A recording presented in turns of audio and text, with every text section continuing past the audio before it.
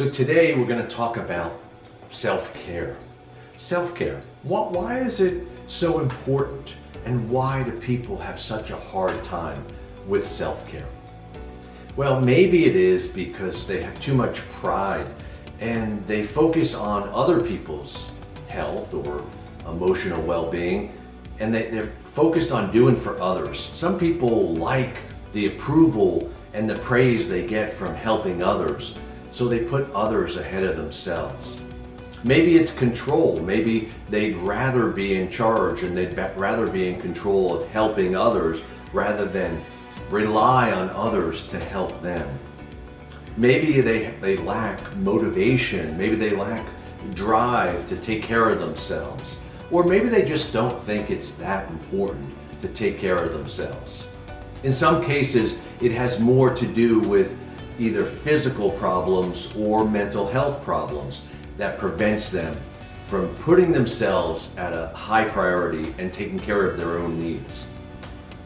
What's the reason for you? What prevents you from doing a better job at taking care of yourself? What impedes your ability to put yourself first and to take care of your own needs?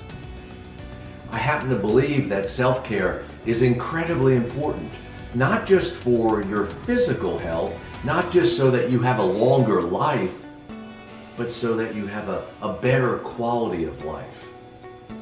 I think it's really important that we prioritize our health care. We prioritize our emotional well-being. So let me give you some ideas. Let me give you some strategies that could help you do a better job at taking care of yourself.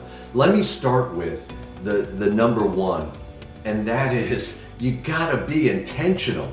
You gotta have a plan and a purpose, because a lot of people, they talk about doing this and doing that for themselves, but they really don't follow through. So you gotta have some sort of structure, some sort of schedule. I'm all about schedules. I love having a plan, a game plan, because it's not gonna happen unless you put it on your schedule, unless you make it happen. So don't just talk about it, but actually implement it. Make it happen. And the more you do it, the more it becomes a habit. It takes about 30 days for a habit to form, but you have to do it consistently. You can't just do it every once in a while. Some people are good self-carers on the weekends. Maybe they're weekend warriors, or others are good self-care people during the week. And then on the weekends, they blow it all. Be consistent in your self-care. The second thing is go back to the basics. The basics are, having a good diet, sleeping properly in a healthy way, getting at least 7 hours, 8 hours a night. The third is exercise. Get physically active. Whatever you can do, whether it's run or bike or swim or walk.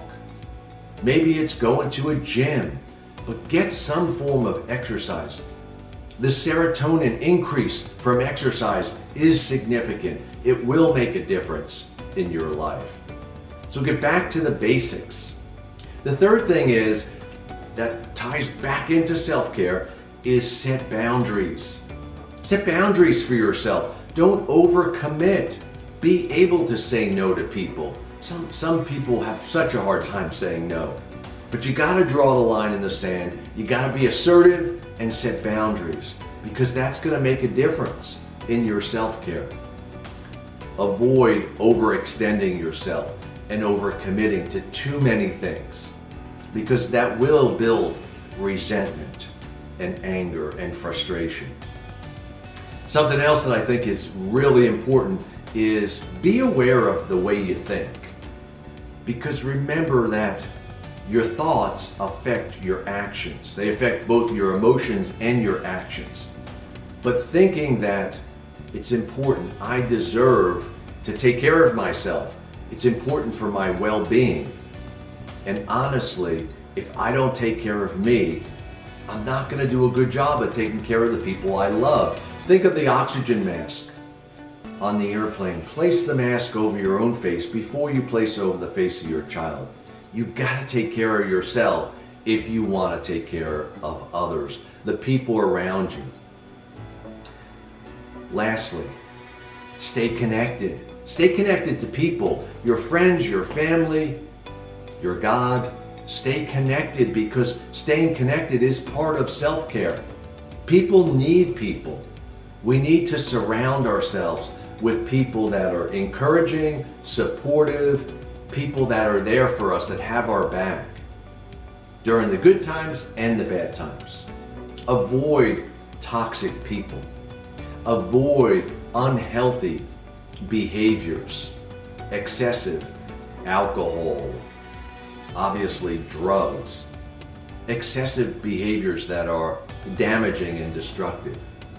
Instead, focus on the things that are good for you and work on self-care, because it will make a difference, not in the length of your life, not just in the length of your life, but in the quality of your life. So make self-care a priority for you. Put it at the top of the list. Take action. Write down your goals and work on it today, because it's only you that can change your self-care. Do it now. I challenge you to do it now. Until next time, Dr. Tony for Radio.